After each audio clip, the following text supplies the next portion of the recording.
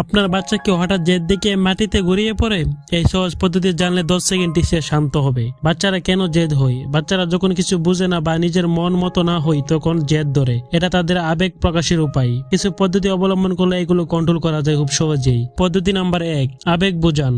বাচ্চাকে বলুন, আমি বুঝতে পারছি তুমি রেগে গেছো, এতে সে বুঝে তার অনুভূতি গুরুত্বপূর্ণ। পদ্ধতি নাম্বার 2, মন ঘুরিয়ে দিন। জেদের সময় মন অন্যদিকে ঘুরিয়ে দিন। উদাহরণ, তোমার লাল গাড়িটা কোথায় গেল? এতে বাচ্চার মন অন্যদিকে চলে যায় এবং সে শান্ত হয়। পদ্ধতি নাম্বার 3, নিজেই শান্ত থাকুন। আপনি শান্ত থাকলে বাচ্চাও ধীরে ধীরে শান্ত হতে শেখে। রাগ করলে জেদ আরো বাড়ে। পদ্ধতি নাম্বার 4, ছোট ছোট বিকল্প দিন। যেমন, তুমি কি রঙিন বইটা নেবে নাকি খেলনা বলটা? এতে বাচ্চা নিজের সিদ্ধান্ত নিতে পারে এবং জেদ কমে। যা করবেন না, চিৎকার করবেন না, মারবেন না, জোর করবেন না, এগুলো শুধু পরিস্থিতি খারাপ করে। জেদ স্বাভাবিক, ধৈর্য ধরুন, পুনরায় চেষ্টা করুন। বাচ্চা ধীরে ধীরে শেখে।